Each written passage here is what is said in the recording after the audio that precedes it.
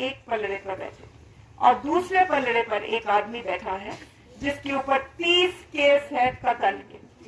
उसने किसी जात किसी कौम को छोड़ा नहीं।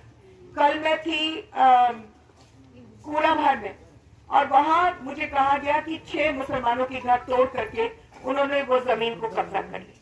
मुझे कोटेदारों ने वहां खड़े होकर के मुझे बोला कि इन्होंने 3 दफा, एक नहीं 3 दफा वहां के गोदामों के अंदर सारा का सारा धान, अनाज, तेल और चीनी बंदूक के नोक पर सबको लेकर के सुल्तानपुर के बाहर बेच दिया। और उस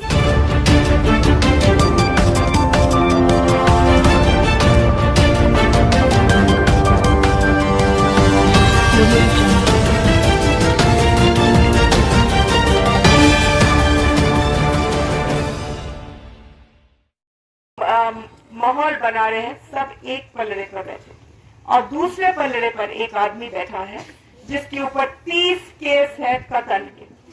उसने किसी जात किसी कौम को छोड़ा नहीं। कल मैं थी कूड़ाभर में और वहां मुझे कहा गया कि 6 मुसलमानों के घर तोड़ करके उन्होंने वो जमीन को कब्जा कर ली। मुझे कोटेदारों ने वहां खड़े होकर के मुझे बोला कि इन्होंने 3 दफा, एक नहीं 3 दफा वहां के गोदामों के अंदर सारा का सारा धान नहीं, अनाज, तेल और चीनी बंदूक के नोक पर सबको लेकर के सुल्तानपुर के बाहर बेच दिया। और उस महीने के लिए किसी को पूरे भारत में राशन नहीं मिले। उन्होंने कितने लोगों को तंग किया। मेरे बेटे ने आपके लिए उत्तर प्रदेश का सबसे शानदार सड़क बेलवाई से लेकर के हलियापुर तक बनाया है, 102 किलोमीटर का। जब वो धनपतगढ़ से पार हो रहा था, 6 महीने के लिए इस आदमी ने रुकवाया। क्यों? क्योंकि उसको अपना हिस्सा ठेकेदार से नहीं मिला था। तो उसके लोग जाए बाहर में सड़क ना बने लेकिन उसको अपना हिस्सा चाहिए। जब पुलिस वालों ने FIR डाला उन पर, तब जाकर के ये सड़क बनने लगी। आपके यहाँ से ये जो बस चलते हैं, कोई सरकारी बस जो इतनी सस्ती है उसको चलने नहीं देंगे। क्यों? क्योंकि उनके अपने बस जिसके ऊपर भद्र लिखा है वो चलाते हैं। बात सही है कि नहीं सही है? और जितना मर्जी कीमत लगाना चाहते हैं, 9 किलोमीटर के लिए लगाएंगे 25 रुपए, किसी के लिए लगाएंगे 15 रुपए। बात सही है कि नहीं सही? और कौन बोलने वाला है? ये जो कमांडर की चलती है टैक्सी, वो भी उनके ऊपर भद्र भी लिखना पड़ता है और हर महीने पैसे देने पड़ते हैं। हर एक ठेकेदार को आधा पैसा इनको देना पड़ता है। तो ठेकेदार क्या करता है?